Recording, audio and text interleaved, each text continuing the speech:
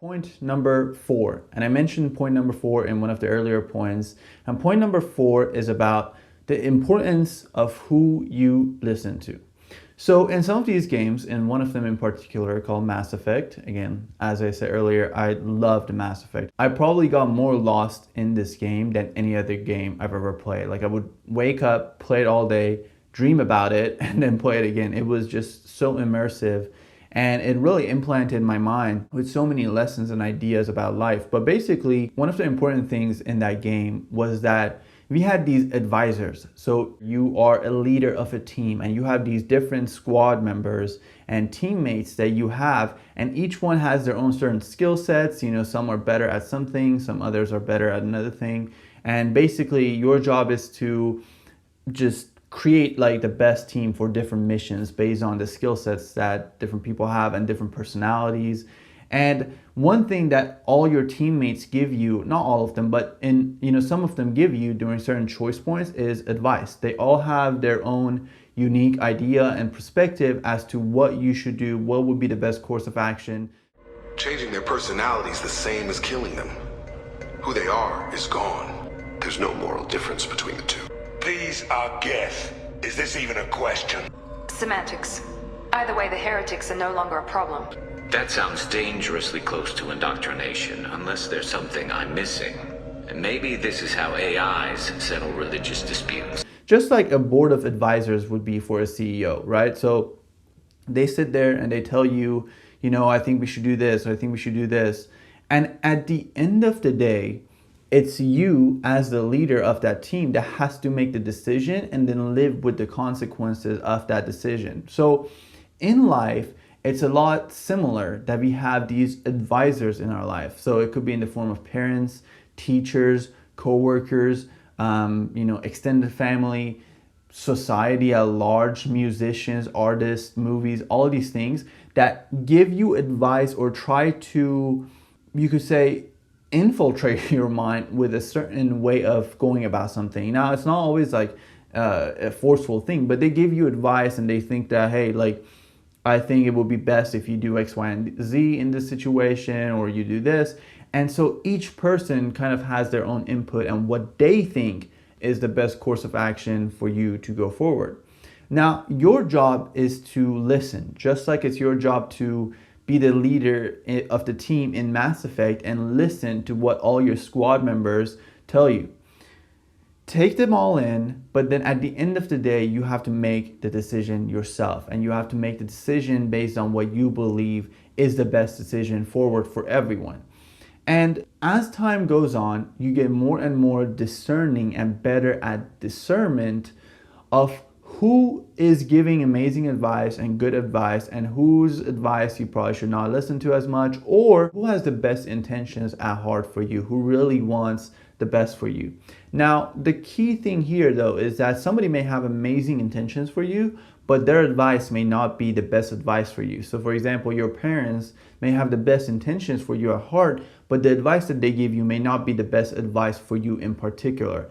And that is why, as you mature and as you get older, one of the most important aspects of yourself that you should focus on improving is your ability to listen to your intuition and hear your intuition, your own inner guidance, your own inner compass, your own higher intelligence, higher faculties, your own inner knowing. That is the most important thing, that as you move forward in life, you learn that that is the best giver of advice always. Your gut feeling, that is the thing that will know the most and guide you the best in life. I like to call that the Holy Spirit. I used to call it intuition often, but as I've grown more and more accustomed to following my spiritual path, which is A Course in Miracles, I've become more comfortable with using that languaging, but it may not be the languaging for you. So that is besides the point. Whatever you want to call that aspect, that inner knowing, is up to you. But for me, Holy Spirit works. And so for me, the best advisor to listen to is the Holy Spirit, is that intuition, is that inner guidance. And so when I follow that and when I listen to that, the best outcomes get selected. And as I was saying earlier in the video in point number 2, those crucial choice points, I was encouraging you to not be afraid and know that you have access to guidance and to help. And that help comes in the form of your own intuition and your own gut feeling, or as I like to call it, in the form of the Holy Spirit, telling you, guiding you as to what choice to choose out of those options that you have in order to select your highest outcome, manifest your highest destiny in this life.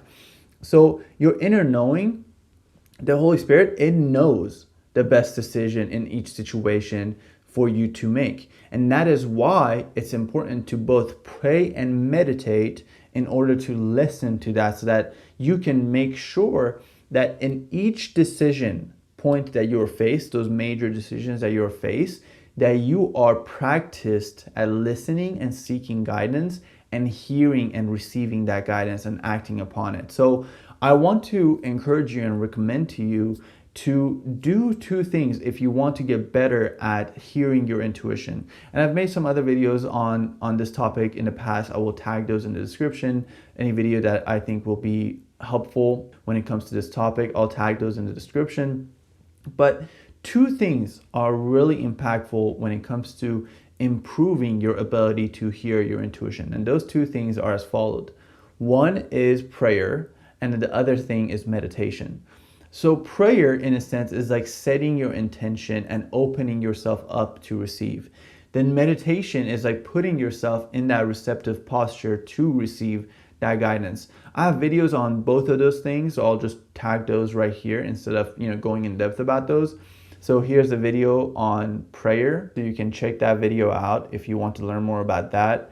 And I have another video that's more about being present and in the moment, but within that video, I give guidance as to how to meditate. So I'll tag that one up now. Check this video out if you want to learn more about meditation, because in a section of it, I talk about and give a practice for how to start a meditation practice. So check that one out if you want to learn more about that. But in the context of this point, meditation and prayer are so crucial and so helpful in helping us access our intuition. For me, for example, my intuition was like, I didn't hear at all for, I feel like my younger years, like, up until maybe like 21, 22, I feel like my intuition was talking to me, but I was just completely not attuned. It's like a radio station. You have to be able to tune it to the voice of your intuition, and meditation helps you attune your inner receptor, your inner receiver, to